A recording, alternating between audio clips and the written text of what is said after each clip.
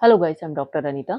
कल मैं आपसे बात कर रही थी स्कैंडी पीरियड या पीरियड का खुल के नहीं आना, एक दिन आना और दूसरे दिन क्या होता है पीरियड बंद हो जाता है या स्पॉटिंग में आना स्टार्ट हो जाता है कि आप बोलते हो कि एक दिन आपका पीरियड बहुत अच्छे से आया बट मैम दूसरे दिन हमारा जो है पीरियड स्पॉटिंग से आ रहा है, उसका खुल के नहीं आ रहा है। तो ये बहुत सीरियस कंडीशंस होती है।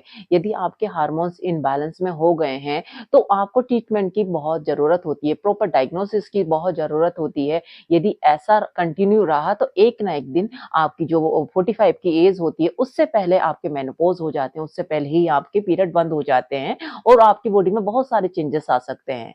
कल मैं बता रही थी आपको उसके कॉजेज़ क्या होते हैं, उसके कारण क्या होते हैं।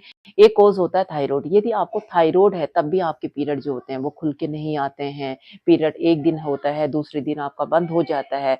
तो आपको ज़रूरत होती है कि थायरॉइड का एक चेकअप कराएँ, ठीक है? जिसमें होता है थायरॉइड प्रोफाइल, तो उससे पता चल जाता है कि आपको थायरॉइड कौन-सा वाला है, हाइपो वाला है या हाइपर वाला है। हाइपो वाला जो होता है वो आपको क्या कर देती है, आपकी बॉडी को मोटा कर देता है, आपका वेट को वो गेन कर देता है और हाइपर वाला जो होता है वो आपको पतला कर देता है। कभी-कभी ऐसा होता है कि जब आपको हाइपोथायरायडिज़्म बना हुआ है, मोटे वाला थायरॉइड बना हुआ है, तो एक की जो क्वालिटी होती है वो ठीक से नहीं बन पाएगी। तो एक जो होगा वो ठीक से नहीं बन पाएगा, तो जो आपकी एंडोमेट्रियम लेयर है, बच्चेदानी की जो लेयर है वो ठीक से नहीं बन पाएगी। जब वो ठीक से नहीं बन पा रही है तो पीरियड भी आपको खुल के नहीं होंगे, एक दिन होंगे और दूसरे दिन आपके पीरियड बंद हो जाएँगे। और सेकंड थिंग होता है, यदि आपको हाइपोथायरायडिज़्म है, ठीक है? आप मेडिसिन्स ले रहे हो और हाई डोज़ की मेडिसिन्स ले रहे हो और आपने बीच में चेक नहीं कराया है, आपका टीएसएच लेवल है डाउन हो गया है, तो एक ये कॉज़ हो सकता है कि आपका जो होता है कि आपको पीरियड जो होते हैं वो खुल के नहीं आते, ये स्कैंडी पीरियड वो कर देता है। दूसरा होता है प्रेगनेंसी। यदि प्रेगनेंसी लाइक आपके पीरियड इरेगुलर हैं, ठीक है? आपको पता नहीं है कि पीरियड मेरे चढ़कर आते हैं और आपको धीरे-धीरे कंटिन्यू स्पॉटिंग बनी हुई है, तो आप आते हो क्लिनिक में बोलते हो कि मुझे स्पॉटिंग बनी हुई है, ये आपको 2 मंथ हो गए, 3 मंथ हो गए, तो हम आपका एक यूपीटी चेक कराते हैं। यूपीटी चेक में पता चलता है कि आपकी 2 लाइन आई हैं, आपका प्रेगनेंसी टेस्ट जो होता है वो पॉजिटिव होता है, तो एक प्रेगनेंसी भी हो सकता है, आपका पीरियड टू जो होता है इसके आने स्टार्ट हो जाते हैं। तो इससे हमें चेकअप कराना चाहिए, पूरा देखना चाहिए यदि आपको प्रेगनेंसी तो नहीं है।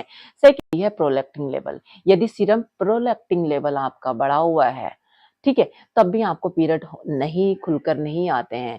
एक होता है कि आप ब्रेस्ट फीडिंग करा रहे हो, बच्चे को दूध पिला रहे हो, तब आपका प्रोलैक्टिन लेवल जो होता है वो हाई हो जाता है, तो पीरियड आपके खुल के नहीं आते हैं। देन इसमें कोई टेंशन करने की बात नहीं होती है, जैसे आप ब्रेस्ट फीडिंग आपकी बंद हो जाती हैं, आपके पीरियड जो होते हैं नॉर्मल पोज़ीशंस में आ जाते हैं, आपके पीरियड जितने 1 दिन आते थे, 2 दिन आते थे या 5 दिन आते थे, सेम वैसे ही आने स्टार्ट हो जाते हैं।